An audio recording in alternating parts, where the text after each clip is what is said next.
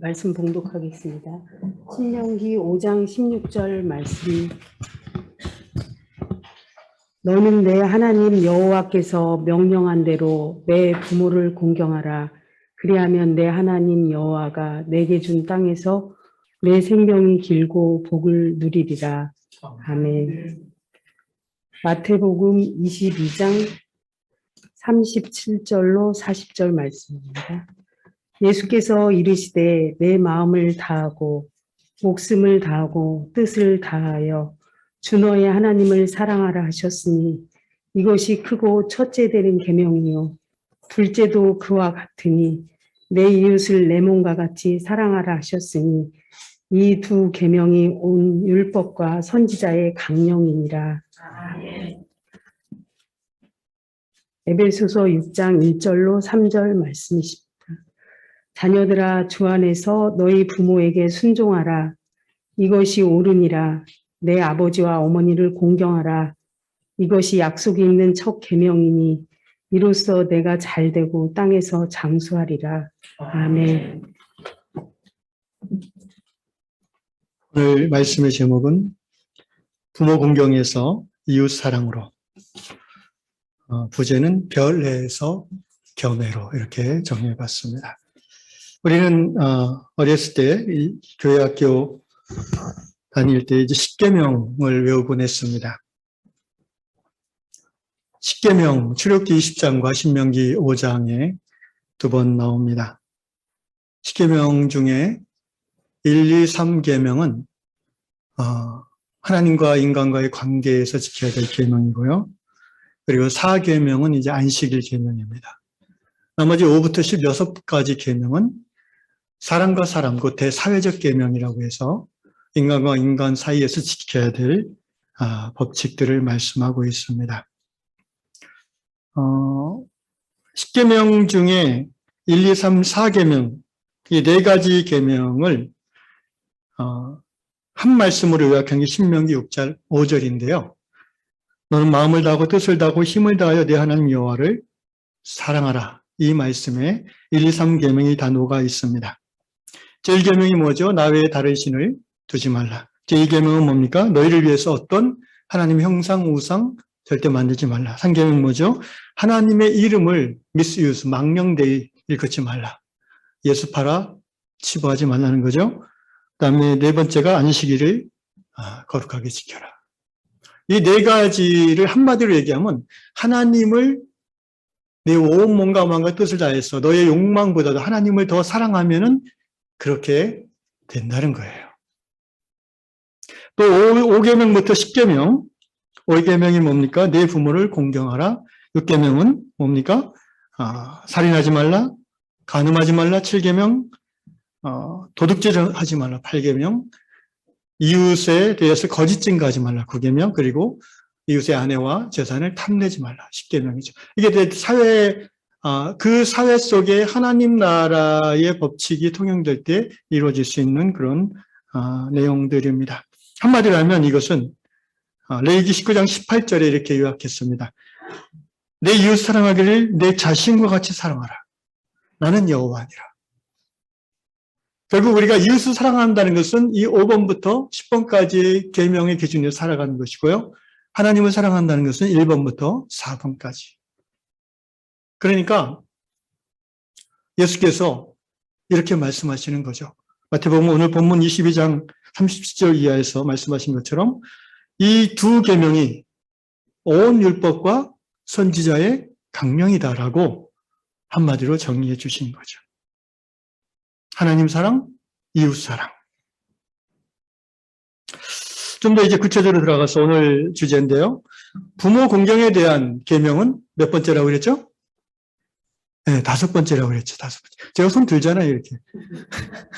뭘 또 머리를 한참 생각하시네요. 몇 번째요? 그럼 대사회적 계명 중에서는 몇 번째예요? 그렇죠. 왜 첫 번째 부모 공경의 계명을 하나님께 주셨을까요? 사회적 관계 속에서 부모를 공경하지 못하면 다른 인간관계, 내 이웃 사랑하는 거 쉽지 않다는 거예요. 여러분 생각해 보십시오. 가장 공경하고 사랑하기 좋은 관계가 부모 자식 관계 아니겠습니까? 그래도 뭐 가정에서 뭐 부모 자식 간의 사이가 틀어지고 뭐 원수되는 경우도 가끔 있지만 그래도 일반적으로 보면 부모만큼 자식을 받아주는 사람이 없어요. 그러니까 그렇게 자기를 받아주는 그 부모조차도 공경, 사랑하기 어렵다면 그 사람은 사회생활하기 쉽지 않은 거예요. 이웃 사랑하는 거 정말 쉽지 않을 겁니다. 사람으로 태어나서 해야 되는 가장 중요한 일은요, 출세도 아니고 자아실현도 아니고 부자 되는 것도 아니에요. 사랑하는 겁니다. 하나님 사랑, 이웃 사랑. 그 이웃 사랑의 첫 번째 시금석이 바로 부모를 얼마나 공경하느냐예요. 이 원리 속에서 십계명이 우리에게 주어진 겁니다. 뭐 더 나아가서 이제 이웃 사랑의 구체적인 내역들이 이제 안식일, 그 다음에 희년 법칙에서 자세하게 더 나타나고 있죠.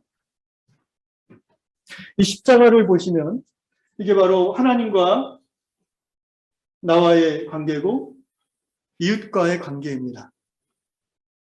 위에서부터 아래로 내려오는 사랑을 먼저 경험한 사람이 비로소 옆에 있는 내 이웃을 사랑할 수 있는 거예요. 그래서 요한일서 4장 21절 이렇게 기록하고 있습니다. 하나님을 사랑하는 자는 또한 그 형제를 사랑하니라. 하나님을 사랑하는 자. 근데 여러분, 하나님을 사랑하는 게 내가 먼저 가능해요? 불가능해요. 누군지 알지도 못하는데 우리가 하나님을. 그분이 먼저 우리를 사랑하셔서 당신을 드러내시고 십자가의 사랑을 깨닫게 하심으로 우리가 비로소 하나님을 사모하고 사랑하는 마음이 생기는 거고, 그 하나님의 사랑을 받고 하나님을 사랑하는 관계 속에서 비로소 철저한 이기적 존재인 내가 이타적인 관점을 갖게 되는 거예요. 내 옆에 사람의 눈에 들어오는 거죠. 성경에서 내 자식을 사랑하기에 힘써라, 그런 말씀 혹시 있나요? 보셨어요? 저는 못 봤어요. 제 성경에는 없는 것 같아요. 자식 사랑은 굳이 얘기 안 해도 저절로 합니다. 우리 하나님이 창조하신 그 DNA에 그게 들어있어요.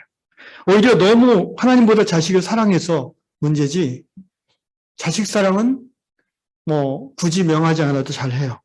그런데 여러분, 부모님을 공경하는 거는 어렸을 때는 잘 못해요. 철이 들어야 돼요.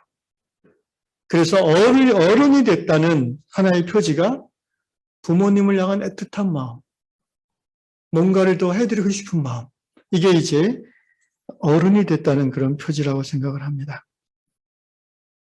근데 이게 쉽지가 않습니다. 우리 권사님도 기도하신 내용이 잠깐 나왔지만 부모님을 잘 사랑할 수 있을 것 같은데 제 자신을 돌아봐도 잘 안 돼요, 그게. 성경은 그래서 우리에게 내 부모를 공경하라 라고 명할 뿐 아니라 보상까지 약속하고 있어요. 이것이 약속 있는 첫 계명이니 네가 땅에서 잘 되고 장수하겠다. 그만큼 부모 공경은 중요하고 마땅히 해야 되는 이웃사랑의 시작이지만 우리의 본성상 쉽게 실천하기는 어려운 것입니다. 제가 하나 이 부모 공경에 대해서 깨달은 원리가 있습니다. 뭐냐면 다른 성경 모든 말씀도 우리가 실천하기 위해서 당연히 그래야 되는데 이게 하나님이 먼저 은혜를 주시지 않으면 실천하기가 어려워요.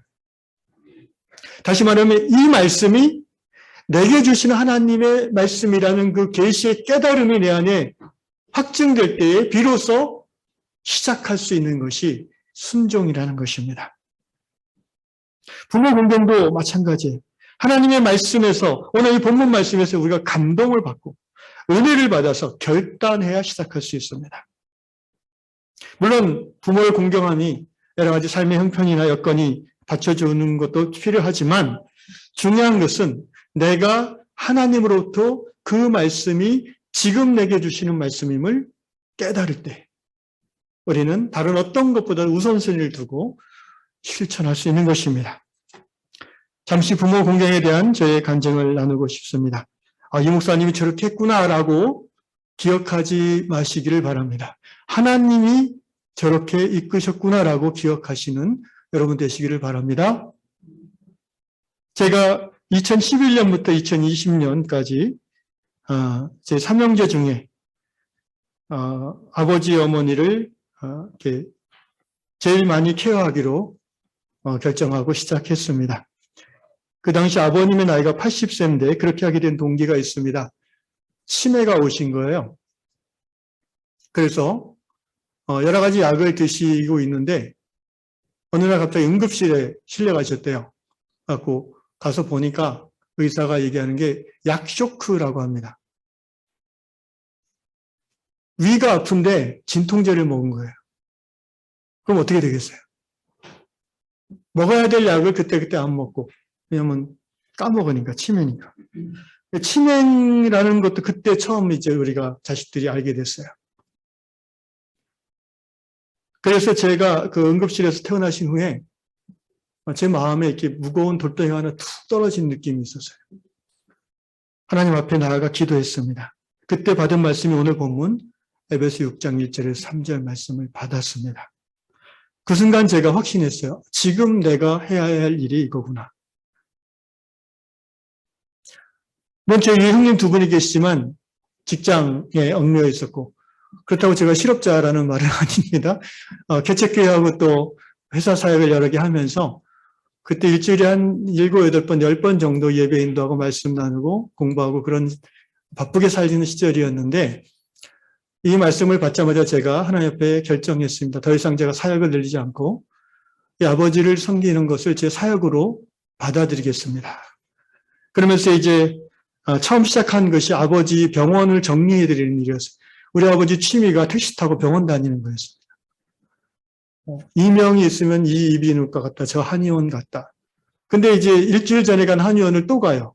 다른 한의원을 또 가요. 약을 지어왔는데 이걸 까먹고. 이런 식으로, 그래서 제가 이제 병원 돌아다니면서 다 차트를 받고, 엑스레이 같은 거 다 받아가지고, 동네의 한 병원에 이제, 그리고 그 병원에 없는 과는 이제 또 가까운 비뇨기과 이런 데 해서, 그리고 약을 그때 하루에 한 8개 정도를 드셨는데, 8알 종류를. 자꾸 약을 안 먹으니까 약 박스를 제가 만들었어요. 아침약 크게 써놓고, 저녁약 크게 써놓고. 그리고 처음에는 계속 우리 삼형제가 전화합니다.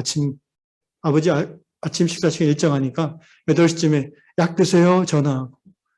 그렇게 한 3달을 하니까 아버지가 몰라보게 건강해지셨어요. 약이 좋긴 하더라고요. 현대약이. 근데 그것을 이제 치매 때문에 잘 안 드셔서 힘들어지신 건데, 그래가지고 그 후에 이제, 2020년까지 일주일에 저는 한 3번 가서, 이제 아버지 좋아하시는 게 드라이브니까 잘 못 걸으시니까 드라이브 시켜드리고 외식하고, 또 형님들 일주일에 한 번씩 오셔서, 뭐 서로 약속한 건 아닌데 그렇게 하게 되었습니다. 그리고 2020년 말에 저희 형님이 이제 직장 생활 36년 정도 하고 이제 퇴임하셔서 저랑 이제 멤버 교체를 착 했죠. 이제 큰형이 하세요. 나는 그때 이제 좀 딴 거 해볼까 했는데 유양께 오게 됐습니다. 할렐루야.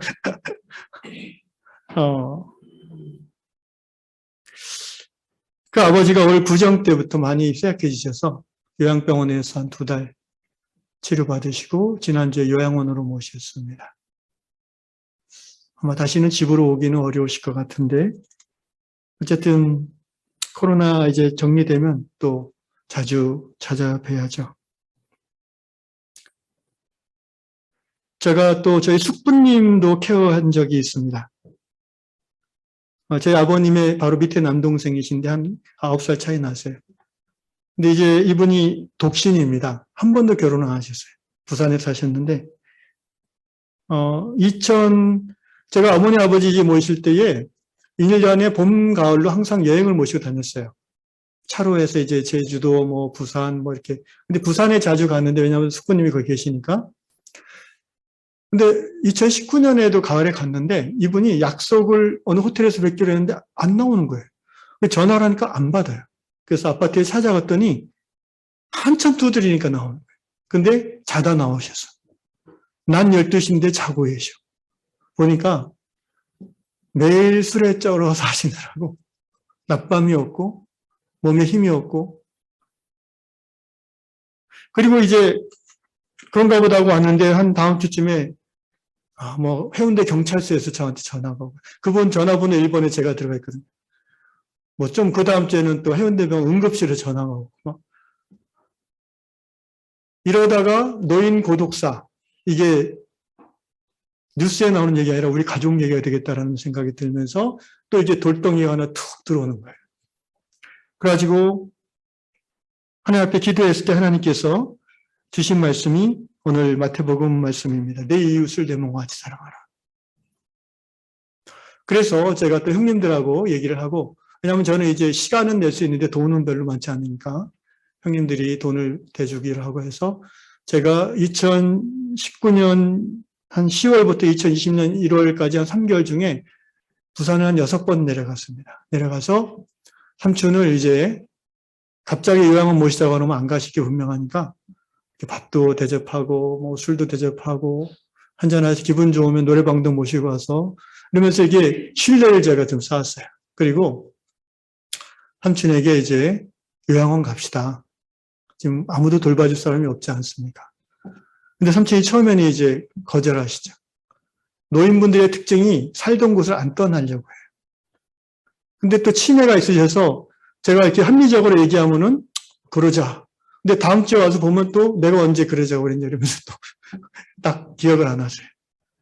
그래가지고 어쨌든 설득해서 해운대병원 그 해운대구청 그 치매센터 모시고 가서 치매 진단받고 병원 모시고 가고 뭐 동사무소 가서 차상위계층 등록해드리고 뭐 하여튼 그리고 월세 살던 아파트 다 정리하고 은행 부채 다 갚아드리고 이렇게 하면서 어쨌든 한 3개월 만에 이제 저기 남영재 요양병원으로 모시고 거기서 2달 술, 담배 이제 연착륙을 해서 끊게 해드린 다음에 포천에 있는 노인천국이라는 요양원으로 2월 달에 모셨습니다. 지금 굉장히 건강하세요. 할렐루야. 저희 아버지가 너무 고마워하십니다. 근데 다음 주에는 또 까먹으십니다. 이게 제가 효자라서 하는 게 아니에요, 보니까. 하나님이 제게 말씀하시면 그게 하게 되더라고요.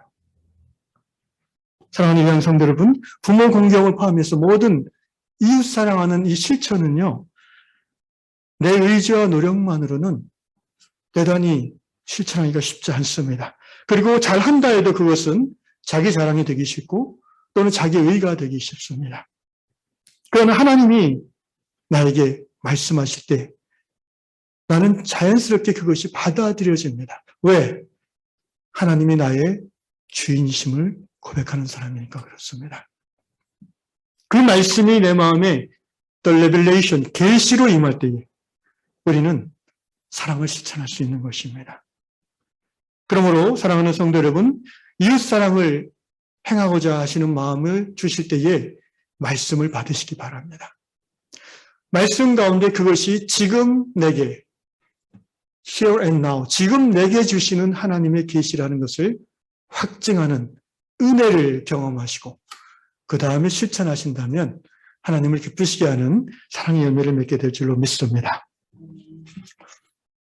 자, 여기까지 내용은 여러분이 지금까지 신앙생활하면서 뭐 조금씩 내용이야 다르지만 다 들어봤던 그런 성경의 내용이고 말씀입니다.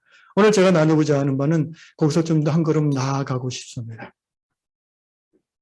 어버이 주간에 관련된 말씀을 묵상하면서 여러분 부모님을 사랑하고 가족들을 사랑하고 또 아주 친한 교회 형제자매들을 사랑하는 것, 이게 다 이제 어떤 조건적 사랑이죠.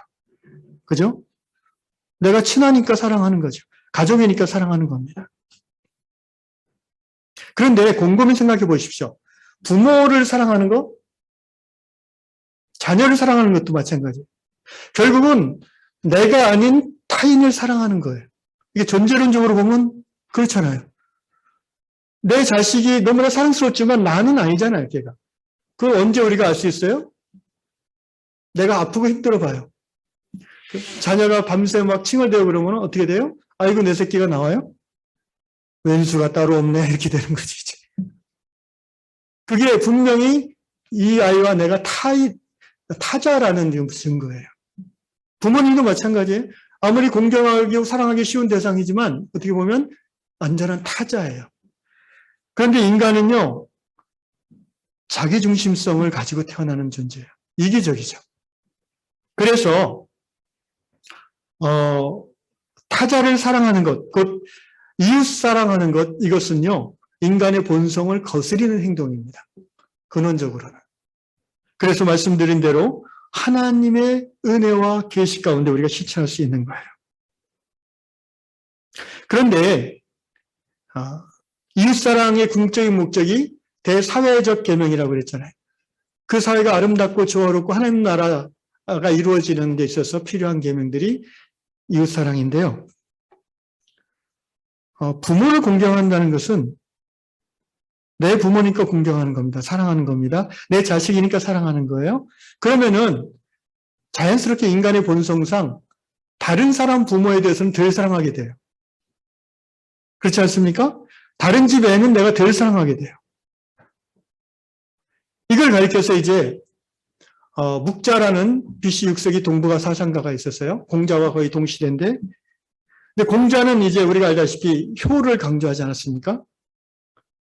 살아계실 때 부모를 공경하고 죽으면 3년 동안 부모 무덤 앞에 초막을 짓고 아침 저녁 문안 드리는 것, 그렇게 강조할 정도로 부모 공경을 강조하는 게 공자의 사상이죠.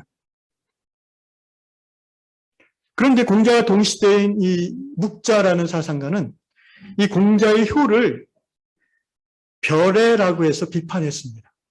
별애라는 말은 이제 차별적 사랑이라는, 차별 사랑, 별애라는 거예요. 팔이 안으로 굽는 인간의 본성을 묵자는 일찍 깨달았어요. 성경적인 표현을 하면 인간이 죄인인 것을 깨달은 거죠.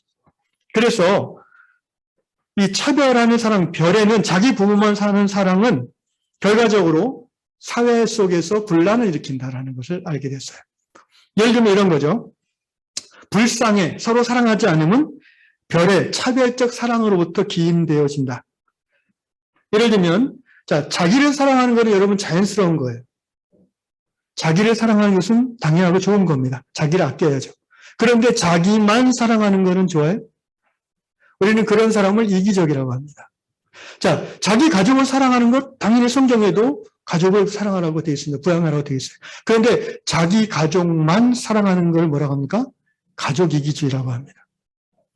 우리 교회 사랑하는 거, 내 교회 사랑하는 거 당연합니다. 그런데 내 교회만 사랑하면 어떻게 돼요? 대교회주의라고 합니다. 내 교회만 사랑하니까 큰 교회는, 작은 교회는 상관없이 다 버스 동호회에서 싹 들어가잖아요. 그거는 성경이 말하는 이웃사랑에서 벗어나는 거예요. 내 나라만 사랑하고 내 민족만 사랑한다? 민족사랑, 나라사랑 당연합니다. 모세도 예수님도 유대의 민족을 사랑했어요. 그런데 내 나라만 사랑하고 내 민족만 사랑하는 걸 뭐라고 하는지 아십니까? 국수주의라고 합니다. 이런 사람들이 바로 히틀러 같은 사람이고 일본의 강경 우파 같은, 그리고 우리나라에도 있는 그런 극단적인 우경화된 사람들의 사고방식이에요. 하나만 알고 둘은 모르는 거예요. 내 나라, 내 민족만 사랑하게 되면 어떻게 돼요? 일본이 세계를 침략한 것처럼 되는 거예요. 독일이 세계를 침략한 것처럼 되는 거예요. 하나님이 원하시는 하나님 나라는 그런 나라가 아니라는 것을 우리는 압니다. 그래서 일찍이 묵자가 차별적 사랑은 필연적으로 미움을 낳게 되어 있다. 그러므로 차별, 별애가 아니라 겸해, 두루두루 겸할 겸자죠. 두루두루 사랑하기를 힘써야 된다라고 묵자는 강조했고 그렇게 살았어요. 묵자라는 사람은 참 독특한데요. 어떻게 보면 정말 예수님하고 사촌 같은 느낌이 들 정도로 그 시대에 강자의 편에 서지 않고 약자의 편에 서서 공동체로 살았어요. 그리고 강한 나라가 약한 나라를 침략할 때 묵자는 약한 나라 편에 서서 묵자가 갖고 있는 굉장히 창의적인 그런 기술들이 있었거든요. 뭐 공성무기라든가 그 당시 없었던 걸 많이 개발했어요. 그래서 강자로부터 약자를 보호하는 그런 삶을 살았던 사람이 묵자고 묵자 공동체였습니다. 어쨌든 이웃 사랑하라는 이 큰 계명 안에 부모 사랑이 들어있는 거예요. 그러므로 내 부모만 사랑한다는 것은 이웃 사랑에 위배되는 겁니다. 깨달으십니까? 예를 들어서 제가 요양원 원장을 한다고 칩시다. 우리 어머니, 아버지, 어머니가 거기 와 계세요. 그러면 나는 이제 자연적인 인간으로서 어떤 마음이 있어요? 더 잘해드리고 싶으면 내 권한과 지위를 이용해서. 그래서 막 음식도, 고기도 뭐 더 갖다 드리고 뭔가 하여튼 내 권한 하에서 가끔 권한도 넘어서면서 잘해드리죠. 그러면은 다른 부모님들이 좋아할까요? 아, 원장님은 차별해. 이렇게 되는 거죠. 어떤 아버지가 대학병원 원장입니다. 그 아들, 딸이 둘 다 의학전문대학원 들어갈 실력이 안 되는데 그 대학 의학전문대학에 딱 붙었어요, 다들. 근데 나중에 기자들이 조사해 보니까 그 해만 특별 전형이 생겼어요. 그 전에 그 아들이 떨어졌는데 그 똑같은 서류 가지고 그 다음 특별 전형 때는 붙었어요. 점수를 보니까 그 전에보다 40점이 높아요. 근데 너무 웃기는 게 무슨 얘기인지 아시죠? 똑같은 서류예요. 글자 하나 안 틀리는. 군대도 그 병원에서, 아버지 병원에서 진단서 받아서 면제받고. 자, 자식사랑은 누가 뭐라고 합니까? 그런데 그렇게 차별적 사랑은 반드시 불만을 낳게 돼요, 사회 속에서. 그래서 하나님 나라의 핵심 가치가 공의가 되는 겁니다. 정의, 공의 없이는요, 평화가 있을 수 없는 거예요. 내가 내 지위를 이용해서 합법적으로 또는 약간의 불법적으로 내 자식을 사랑해서 이렇게 해줬는데 그게 다른 사람에게는 피해를 주는 거죠. 왜? 붙어야 될 사람을 떨어뜨리고 실력이 안 되는 자기 아들을 붙여버렸으니까. 이런 사랑은 성경이 말하는 이웃사랑에 위배되는 것입니다. 요새 이제 국회 인사청문회 뉴스 보시면 누굴 얘기하는지 아실 겁니다. 예수님께서 두 번째 큰 계명이라 하셨어요. 그리고 갈라디아서 5장 14절에서 모든 율법을 한마디로 요약한 게 뭐예요? 내 이웃을 내 몸과 같이 사랑하라. 이걸로 요약했어요. 사도 바울 통해서 말입니다. 이 이웃사랑 안에 부모 사랑이 있고 자식 사랑이 있고 형제 사랑이 있는 거예요. 혈연의 효에 제한되지 않고 혈연을 뛰어넘어서 피가 섞여 있지 않은 이웃까지도 사랑하라고 성경은 명하고 있고 예수님은 이것이 성경 전체가 이야기하는 거다라고 강조하고 계시는 거예요. 할렐루야. 깨달으십니까? 이웃사랑입니다. 하나님 사랑, 이웃사랑. 그게 우리가 믿는 성경의 진리입니다. 그러므로 예수님의 이웃사랑의 가르침은 부모 공경의 가르침보다 더 깊고 크고 넓은 것이고요. 우리가 부모를 공경함에 있어서 이 이웃사랑의 틀 안에서 부모를 공경하는 것이냐. 곧 가족이기주의를 행하면 안 되는 것이죠. 개교의주의에 빠지면 안 되는 것입니다.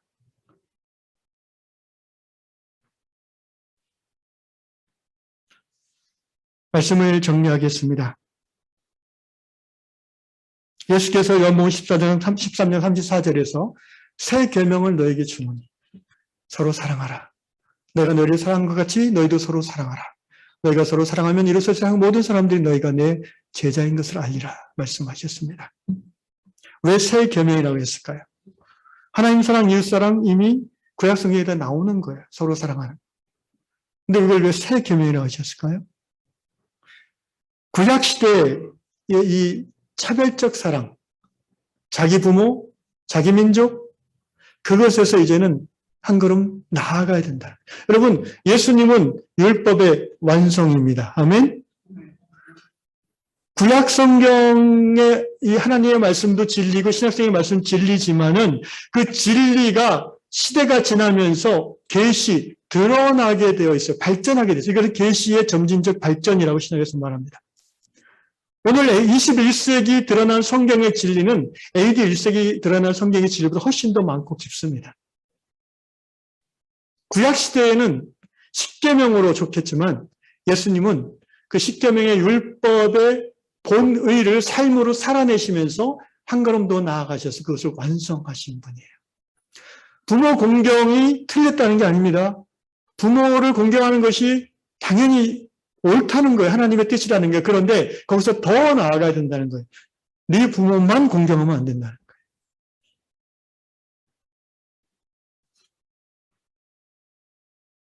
말씀을 계시로 받고 사랑을 실천하는 저 여러분 될 수 있기를 축원합니다. 그런데 우리 가운데도 부모님이 이미 하늘나라 가신 분들이 많습니다.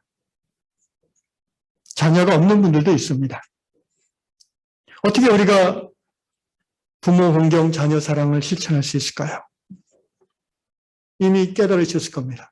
이웃 사랑을 실천하면 그것이 부모 공경이고 자녀 사랑입니다. 여러분, 사랑의 원리는 똑같아요. 빌립보서 2장 5절 말씀 그대로 자기를 비워 사람으로 오신 그게 사랑의 극치 아니겠습니까? 여러분, 모든 사랑은요, 내 것을 비워서 내 시간과 내 재물과 내 노력과 내 은사와 내 땀방울을 끌어내서 너에게 주는 게 사랑이에요. 그냥 말로 하는 건 사랑이 아니라 근데 사실 말도 사랑이에요. 왜냐하면 그게 사랑으로 전달되려면 생각을 많이 해야 돼요. 남편들이 보통 아내들에게 립 서비스를 하는데 그것도 쉽게 하는 게 아닙니다. 어쨌든 사랑은 내 것을 비워서 주는 거예요. 이웃사랑도 마찬가지지 않습니까? 우리가 부모님이 떠나가셨다고 해서 부모 공경을 못하는 게 아니에요. 하나님께서 우리에게 새 가족을 주셨잖아요. 예수께서 마태복음에서 말씀하셨죠. 예수님의 모친과 누이들이 예수님이 있는 집에 찾아왔을 때 뭐라고 했어요? 당신의 어머니와 누이들이 왔습니다. 그때 예수님이 뭐라고 하셨습니까? 누가 내 모친이며 누가 내 자매인가? 예수께서 말씀하시기를 손을 내밀어 제자들을 가리켜 이르시되 내 아버지의 뜻대로 하는 자가 따라합시다. 내 아버지의 뜻대로 하는 자가 내 형제요 자매요 어머니이니라. 육신의 어머니 아버지가 돌아가셨다고 해서 우리 어머니 아버지가 없는 게 아니에요. 우리가 신앙 공동체 안에서 나이 많으신 분이 우리 어머니고 우리 아버지예요. 나이 어린 분들이 우리의 자녀이고 아들딸이고 동생이고 형이고 언니고 누나예요. 아멘? 우리 교회 안에서 1차적으로 나이 많으신 분을 공경하는 것이 내 어머니를, 내 아버지를 공경하는 길인 줄로 믿습니다. 그래서 예수께서 요한복음 19장 십자가에서 운명하실 때에 뭐라고 말씀하십니까? 마리아 어머니를 보면서 여자여 당신의 아들입니다 라고 요한을 가르쳐 주셨잖아요. 예수님의 동생들 마리아가 낳은 자녀들이 더 있지만 예수님은 혈연의 가족을 이제는 뛰어넘는 신앙 안에서의 영의 가족들이 진정한 가족이라는 것을 마지막으로 깨닫게 해주시는 겁니다. 사랑하는 유양의 형제자매 여러분, 우리는 예수 안에서 한 가정, 한 가족으로 부름받은 교회인 줄로 믿습니다. 찬송가에도 우리들 부르잖아요. 형제자매 한 자리에.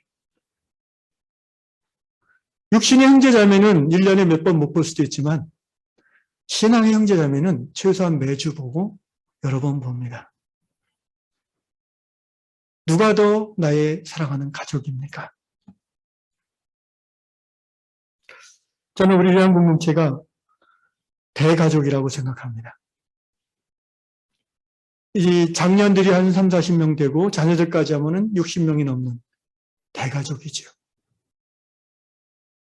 아무개 집사 아들, 그 아들이 내 아들처럼 느껴지도록 기도하시기를 바랍니다. 아무개 권사 손자가 내 손자인 것처럼 느끼는 마음을 달라고 주님께 기도합시다. 그러면 서로 사랑하는 가족이 되는 거예요. 유양 대가족으로서 서로 사랑함으로 이웃사랑을 실천하는 저 여러분 되시기를 축원합니다. 마지막으로 동영상을 하나 시청하겠는데요. 사람 사이에 행할 수 있는 최고의 사랑, 역시 부모의 사랑인데요.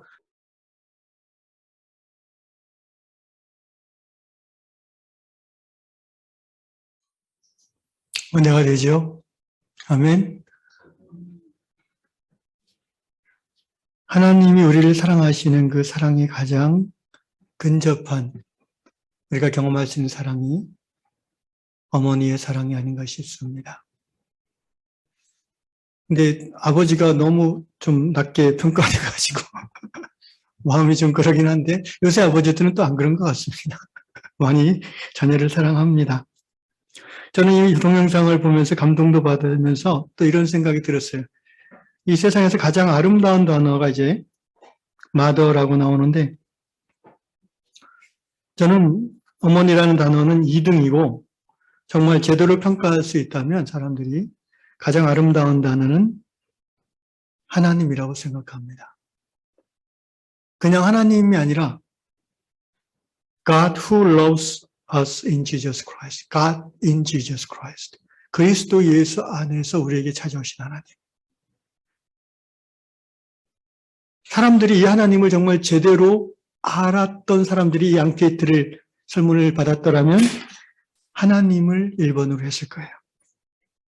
어머니의 사랑도 아버지의 사랑도 사랑의 본질 곧 나를 비워주는 너에게 나를 주는 그런 마음과 행위라는 면에서 위대한 사랑인데요.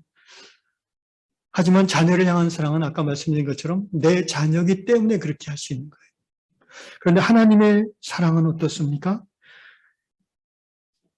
내 외아들 예수를 전적인 타자인 너를 위하여 너를 살리고자 십자가에 달려 죽게 하신 그 사랑이 하나님의 사랑이잖아요. 그게 아가페잖아요.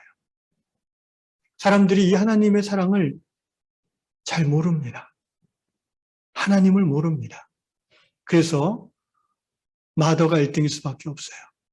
그러나 적어도 저 여러분같이 하나님 아버지의 사랑을 깨닫고 경험한 사람이라면 우리는 가장 많은 인기 있는 단어로서 예수 안에 하나님 이렇게 적을 수 있다고 생각합니다. 기도하겠습니다.